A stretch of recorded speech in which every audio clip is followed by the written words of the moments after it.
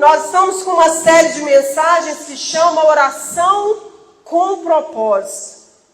Porque a nossa oração, quando entramos na presença de Deus, devemos entrar com um propósito. E eu vou falar para você hoje sobre a oração que o Senhor Jesus nos ensinou. Você conhece ou não conhece o Pai Nosso? Mas eu vou te mostrar aqui 7 coisas que Deus nos ensina com essa oração e que muitas vezes passa desapercebido. A oração, ela toca na natureza e faz o sobrenatural acontecer. A oração toca num ventre estéril e faz com que aquele ventre estéril gere uma criança. A gente vê aqui, orações com propósito. Olha o que aconteceu. A Bíblia diz que Estevão orou. Quando que Estevão orou? Estevão orou no momento em que ele estava sendo apedrejado. E sabe o que acontece? A Bíblia diz que no momento da oração de Estevão, os céus se abriram. E ele viu Jesus à destra, ele viu Jesus assentado no trono. Olha o que uma oração fez. Fez o céu se abrir. A Bíblia diz que Josué orou para que o sol e a lua parassem. E eles obedeceram à oração de Josué. O sol e a lua pararam. Uma oração fez com que a natureza fosse alterada. Uma oração. A Bíblia fala que Daniel orou. E quando Daniel ora, um anjo sai do céu para trazer uma resposta. A Bíblia diz que Ezequias recebeu um recado que iria morrer. Ele orou. Sabe o que aconteceu? Deus deu mais 15 anos de vida para ele. Uma oração fez com que a vida de Ezequias fosse prolongada, não terminasse. Onde tinha um ponto final para Ezequias, Deus ele colocou uma vírgula. Por causa de quê? De uma oração. A Bíblia diz que Ana era estéril e ela orou. E a oração de Ana curou o ventre dela. Um ventre estéril passou a ser um ventre gerador de filhos por causa de uma oração. Olha o poder que nós temos na nossa mão. Olha o poder que Deus nos entregou. E que muitas vezes nós não usamos. A Bíblia diz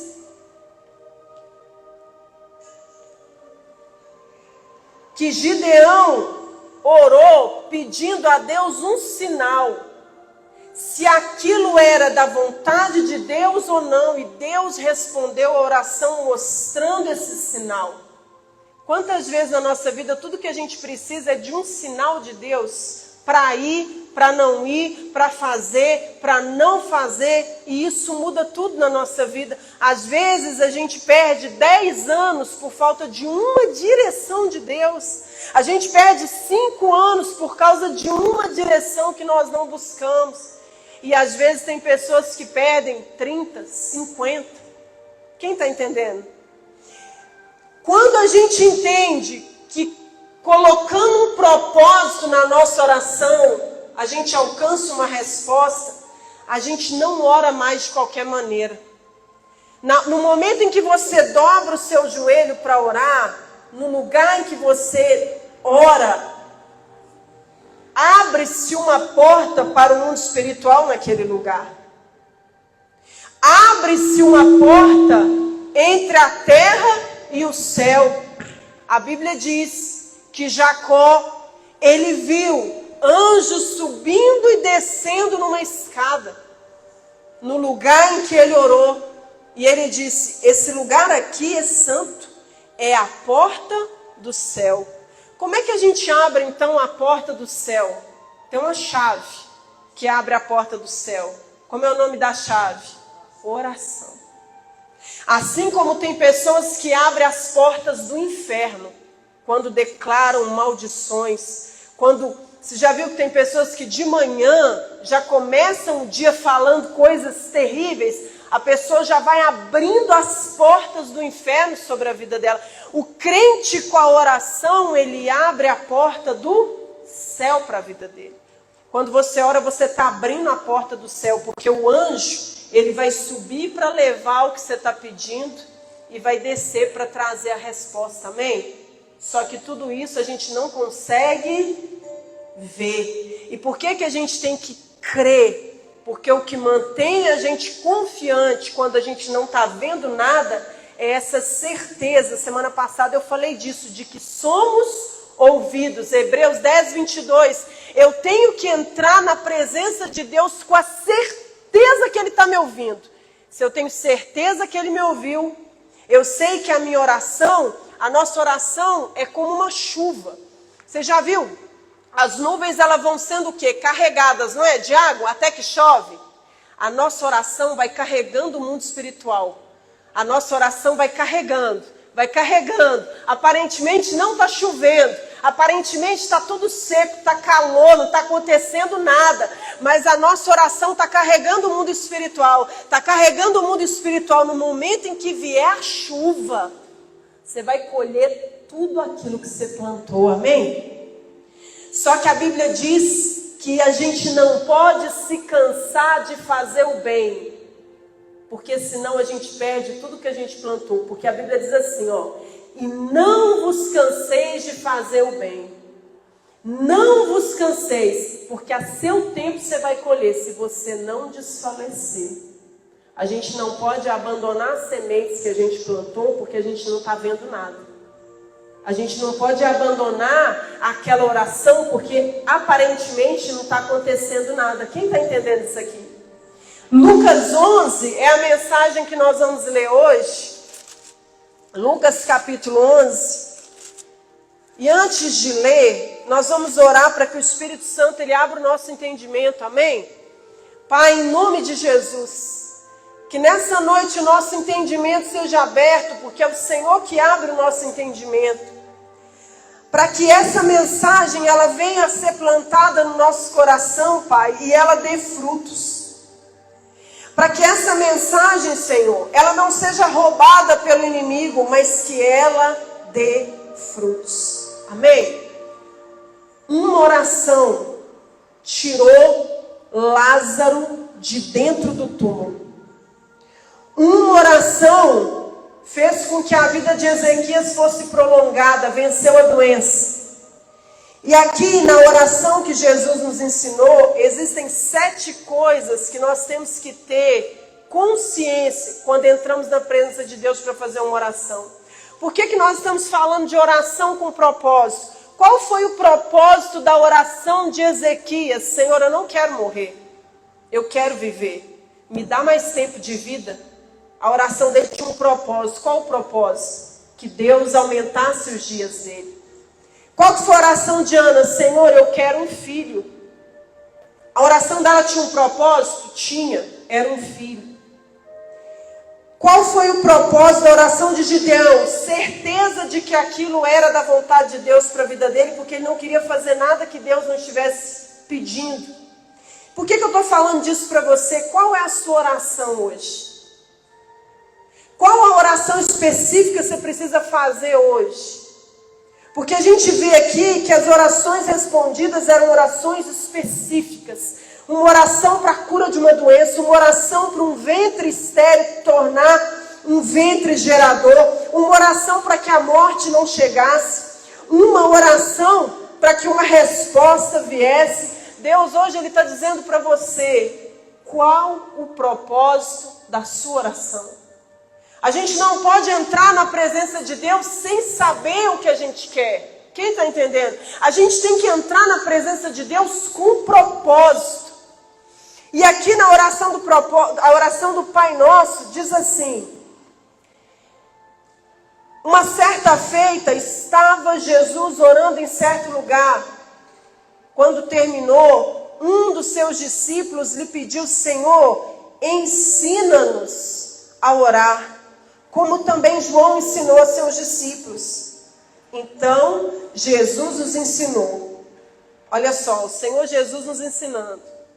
Quando orardes, ireis dizer: Pai, santificado seja o teu nome.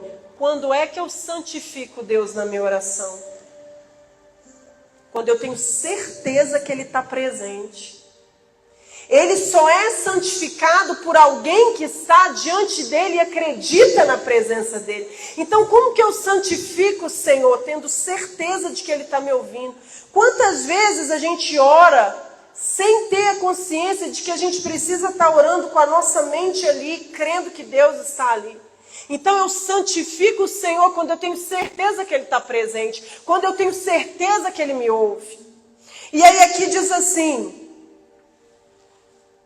venha o teu reino. O que Jesus está ensinando nessa outra parte? A minha oração tem que ser sincera no meu desejo que o reino dele venha sobre a minha vida. Ele não diz seja feita, a gente vai chegar nessa parte, a tua vontade, assim na terra como é no céu. Senhor, eu desejo que o teu reino se estabeleça na minha vida. A nossa oração tem que ter a sinceridade: Senhor, eu quero o teu reino, não é o meu reino, não é do meu jeito, é o reino do Senhor. Senhor, eu quero a tua vontade soberana sobre a minha vida. Quando isso está no nosso coração, quando a gente deseja que o reino dele venha, ele nos ouve. Quem está entendendo isso aqui? Continuando, ele fala assim, Jesus fala assim: o pão nosso de cada dia. Aqui, Deus está mostrando o seguinte: na minha oração, eu tenho que mostrar o quanto eu dependo dele. O que é o pão nosso de cada dia? Senhor, eu sei que aquilo que o Senhor me deu hoje veio do Senhor. Eu sei que não foi o meu braço, porque se o Senhor tirar a minha força, eu não trabalho. Eu sei que não foi a minha força, porque se o Senhor não me acordar, eu não levanto. Então a nossa oração, ela tem que estar carregada de quê? De dependência. Eu tenho que mostrar para Deus que eu dependo dele. Porque quando a gente depende dele, a gente não está por conta própria. Quando a gente não depende, a gente está por conta própria. E sabe o que acontece por conta própria? A gente só vai até onde o nosso braço leva a gente. A gente só produz o que a nossa força produz. Agora, quando a gente depende dele, a gente adentra um lugar do sobrenatural. Que você vai fazer um pouco, mas Deus vai transformar aquele pouco em quê? Em muito. Então, a nossa oração tem que ser carregada de dependência de Deus. E aí, Jesus fala assim: perdoa os nossos pecados. O que eu falei semana passada? Sobre entrarmos na presença de Deus confessando. Ou seja, Senhor, perdoa as minhas falhas. Sempre que entrarmos na presença de Deus, antes da gente colocar a cabeça no travesseiro, faz uma análise do seu dia. Senhor, eu tenho que confessar para o Senhor aqui que hoje aconteceu isso, eu pensei isso, e eu sei que eu desagradei o Senhor, mas eu confesso diante do Senhor, porque eu não quero continuar assim. E se a gente confessa todo dia, o que vai acontecendo? A gente vai sendo transformado de glória em glória todo dia. O problema é que às vezes a gente fica tanto tempo sem confessar diante de Deus, que tem coisa que a gente até esquece. E aquilo que a gente esquece vai ficando. Deus só transforma o quê? O que a gente confessa para Ele. O que a gente coloca diante dEle. Quem está entendendo isso aqui? A oração, ela é uma arma poderosa para quem decidiu usar e para quem decidiu perseverar. Porque Jesus vai falar aqui da perseverança na oração. Às vezes a gente ora por alguma coisa, aquilo não acontece de imediato, a gente faz o quê? Para de orar. Então, a nossa oração precisa mostrar dependência e a gente precisa todos os dias confessar as culpas, para a gente não ficar sendo condenado, acusado pelo inimigo. Como é que ele trabalha? Com culpa. Se todo dia, Ana, eu confesso diante de Deus, todo dia eu começo o quê? A Bíblia diz que as misericórdias dele se renovam todas as manhãs. Então eu começo o meu dia debaixo de misericórdia, amém? E aqui diz assim, ó: e não nos deixes cair em tentação. O que a nossa oração precisa ter? pedido de proteção e livramento, porque quem guarda a nossa vida é Ele. Então tem coisas que você tem que pedir para Deus todo dia. Todo dia. Jesus ensinou a oração. O que tem que ter na nossa oração todo dia? Você não vai falar o Pai Nosso, não. Você vai fazer a sua oração. Mas o que tem que ter, Tati, na nossa oração todo dia? A gente tem que colocar na nossa oração, a gente tem que santificar Deus crendo na presença dEle. A gente tem que desejar de todo o coração que a vontade dEle seja feita acima da nossa. A gente tem que pedir a Deus para nos guardar e proteger todo dia, livramento todo dia, porque às vezes Ele não nos livra de uma situação, mas Ele nos livra na situação. Por exemplo, quando eu sofri um acidente de carro, Deus não me livrou do acidente, mas me livrou no acidente. Porque eu não tive as sequelas que eu poderia ter. Quem está entendendo? E Deus não livrou Sadraque, Mesaque e Abednego da fornalha, mas livrou na fornalha. Deus não livrou Daniel da cova dos leões, mas livrou dos leões lá na cova. Então a nossa oração, ela traz para nós o que? Livramento, proteção de Deus. Guarda isso hoje no seu coração. Todos os dias, quando você for sair de casa, Senhor, guarda meu caminho. Acampa os seus anjos à minha volta. Faz a tua vontade acima da minha. Obrigado por aquilo que o Senhor já me deu hoje, porque eu sei que se não fosse o Senhor não teria nada. Quando a gente faz essa oração com propósito, a gente ativa a gratidão a Deus, porque a gente está agradecendo por aquilo que nós já temos. A gente sai do lugar da ingratidão e da murmuração. A gente coloca tudo aquilo que a gente quer fazer na dependência de Deus. Quem está entendendo? Aí aqui, Deus ele fala da parábola do amigo importuno, ainda falando da oração.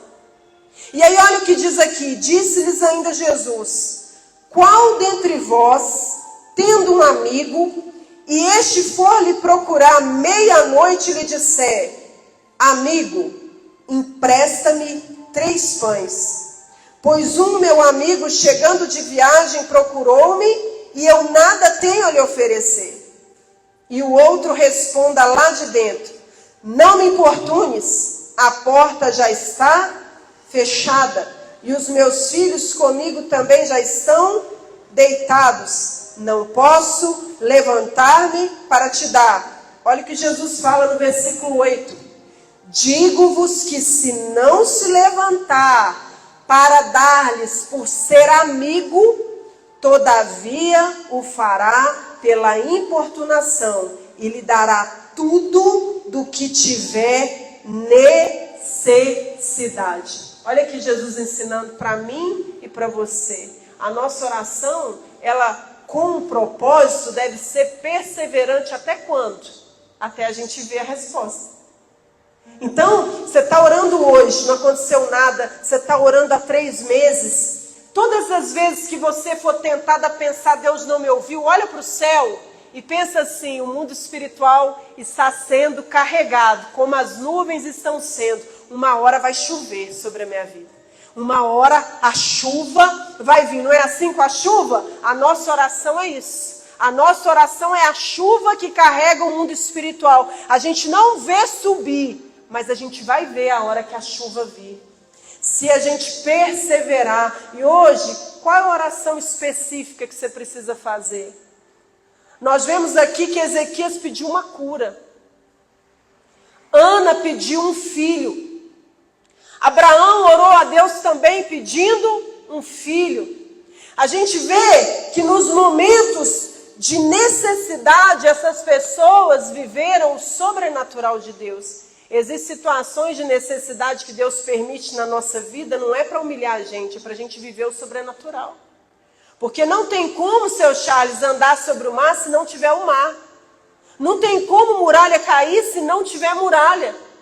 Não tem como Deus ser glorificado se não tiver uma fornalha. Então tem situações de necessidade na nossa vida, tem situações de falta, tem situações de perseguição, de resistência, que Deus permite para que a gente experimente o sobrenatural, para que a gente experimente a mão dele agir na nossa vida. Do contrário, a gente não vê Deus agir. Se tiver tudo naturalzinho, não acontecer nada, Deus não vai agir, porque Deus age na morte. Deus age quando parece que um ponto final foi colocado. Deus age quando o médico fala, não tem mais jeito. Deus age quando você olha à sua volta e você não tem ninguém para pedir socorro, ninguém para pedir ajuda. É nessas horas que Deus ele age.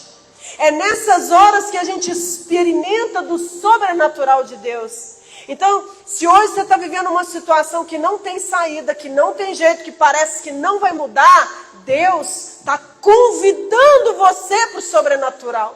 Deus está chamando a gente para viver o que a gente nunca viveu. E como é que a gente vai fazer isso? Através de uma oração. Senhor, eu quero hoje colocar essa necessidade nas mãos do Senhor.